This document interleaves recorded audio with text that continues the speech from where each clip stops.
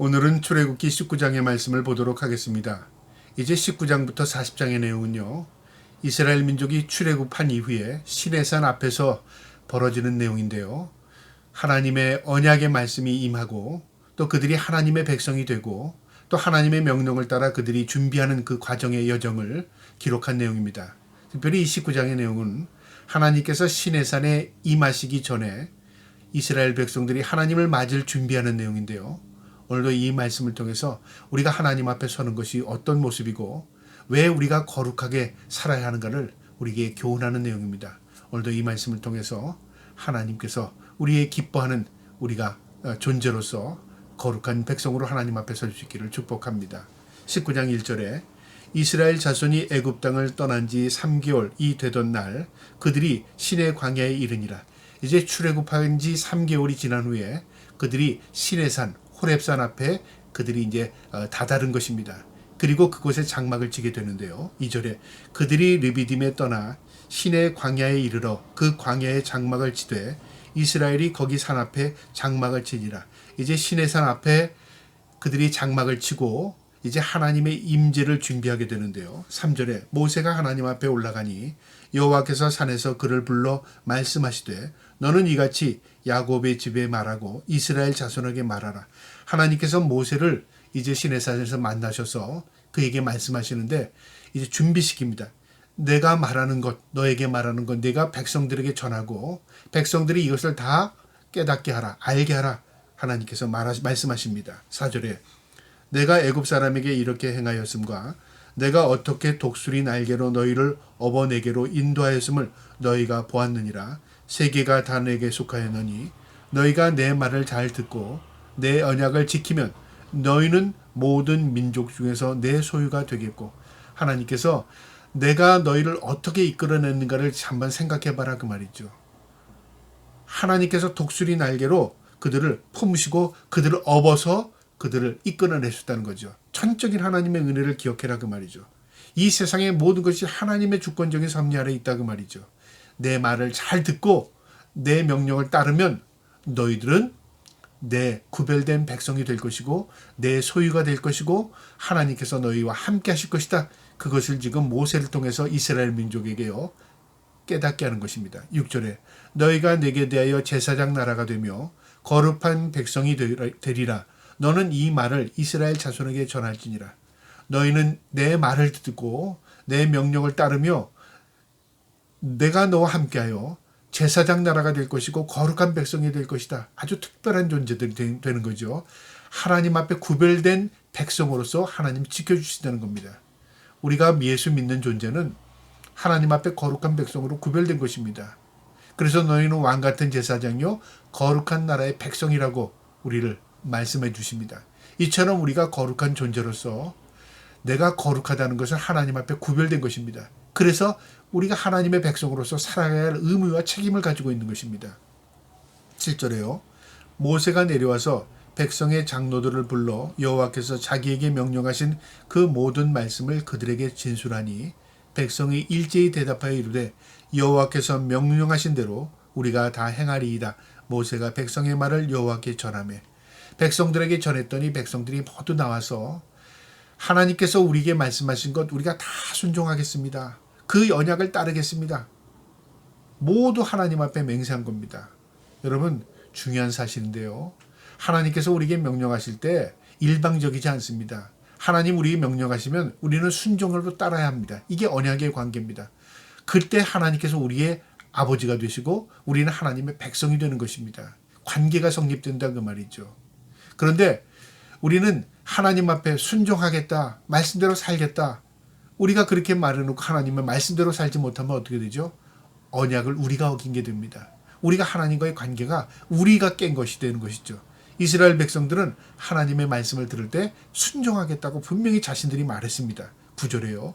여호와께서 모세에게 이르시되 내가 빽빽한 구름 가운데서 내게 임함은 내가 너희 말한 것을 백성들이 듣게 하며 또한 너를 영영히 믿게 하려 함이니라. 모세가 백성의 말을 여호와께 아뢰었으므로 여호와께서 모세에게 이르되 너는 이 백성에게로 가서 오늘과 내일 그들을 정결하게 하며 그들의 옷을 빨게 하고 하나님께서 모세에게 내가 이렇게 빽빽한 구름 사이에 나타난 것은 모두가 볼 수 있게 한 것이다 그 말이죠.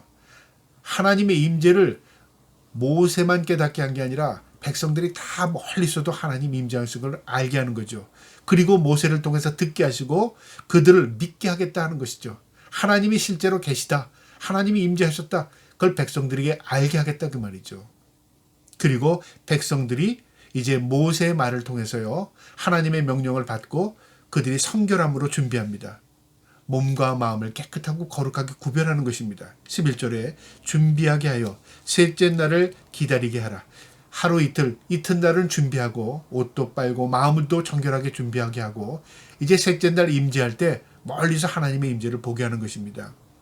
이는 셋째 날에 나 여호와가 온 백성의 목전에서 시내산에 강림할 것이니 너는 백성을 위하여 주위에 경계를 정하고 이르기를 너희는 삼가 산에 오르거나 그 경계를 침범하지 말지니 산을 침범하는 자는 반드시 죽임을 당할 것이니라. 하나님께서 경계를 정하시는데요.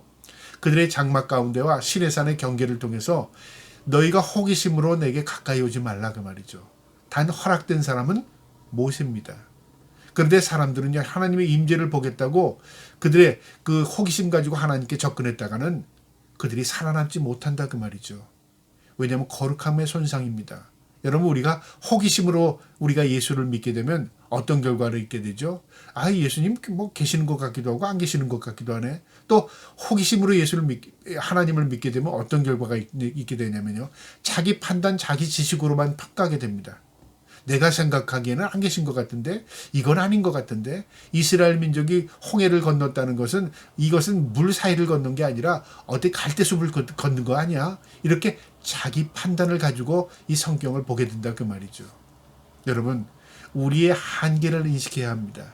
하나님께서 선을 건 것은요. 그 선을 넘지 말아야 하는 것입니다. 그리고 우리가 하나님의 명령에 순종함으로 하나님의 말씀을 받아들이는 것입니다. 경계를 분명히 정했습니다. 산을 침범하는 자는 반드시 죽을 것이니라.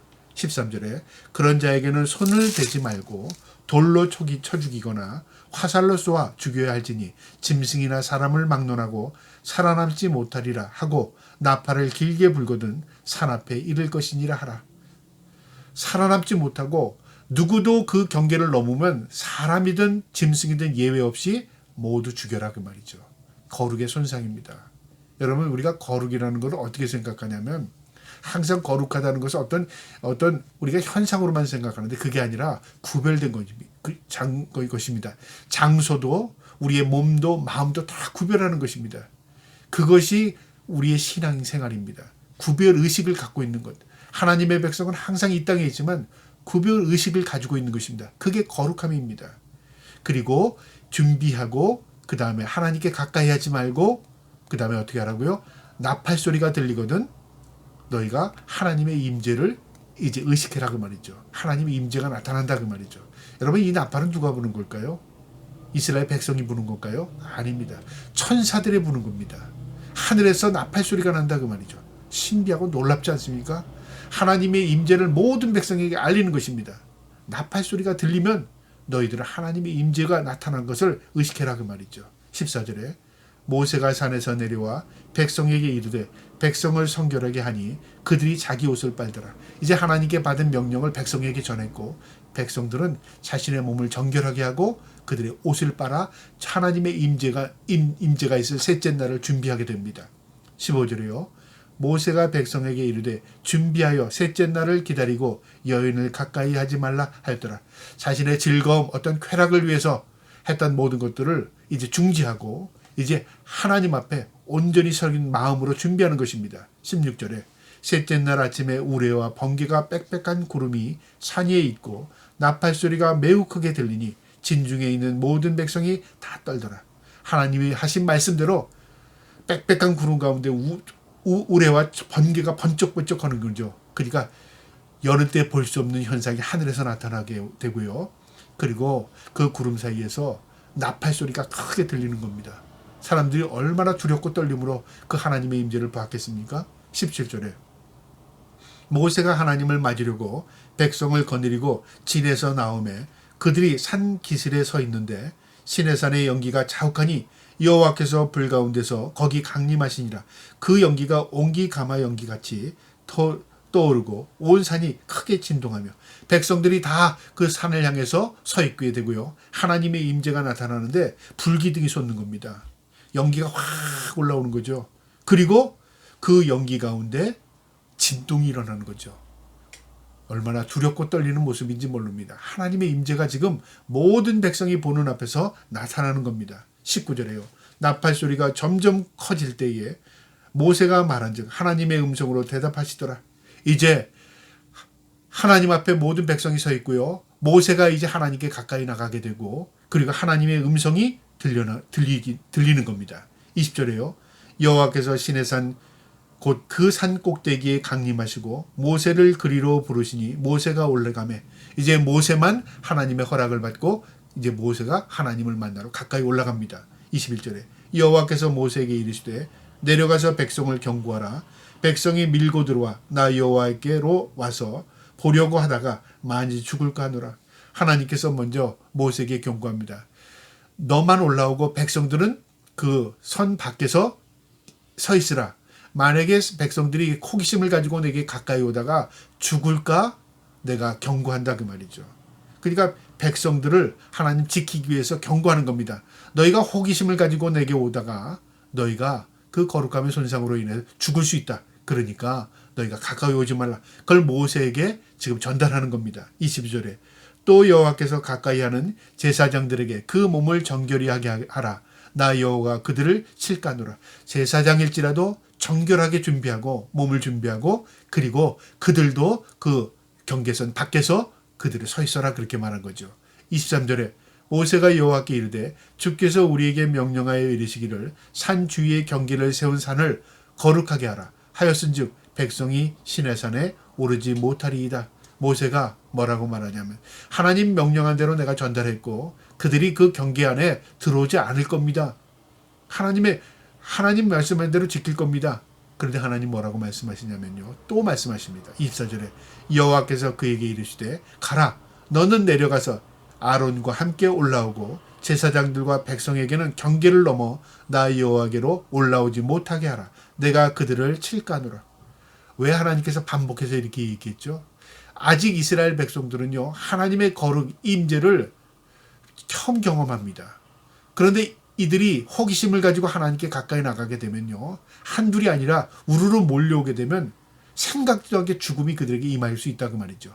그러니까 경고해라. 또 다시 한번 경고해라 그 말이죠. 절대 그들에게 있어서 그런 실수를 범하지 않게 하는 하나님의 경고의 메시지입니다. 모세가 그때 깨달았습니다. 네, 알겠습니다. 다시 내려가서 내가 백성들에게 경고하겠습니다. 그리고 내려갑니다. 마지막 25절에요. 모세가 백성에게 내려가서 그들에게 알리니라. 하나님의 말씀을 다시 받고 다시 모세가 백성들에게 경고하는 내용입니다. 이것은요. 하나님께서 모세를 통해서 이제 시내산에 불러들이고요. 그리고 시내산에서 모세가 있는 그 자리에 하나님이 임재하셔서 하나님께서 그들에게 십계명을 내리시는 그 전 준비 단계입니다. 이것이 준비하는 모습인데요. 우리가 하나님을 만나는 것이 준비하는 과정입니다. 모두 거룩입니다. 거룩함으로 준비할 때 하나님을 만날 수 있습니다. 우리가 이 땅에서의 삶도 거룩입니다. 거룩하게 살아갈 때 주님의 임재를 경험하게 되고요. 우리가 거룩함으로 준비할 때 우리가 신랑 되신 예수 그리스도를 만나게 될 것입니다.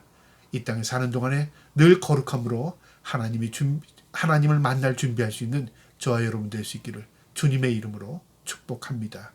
아멘.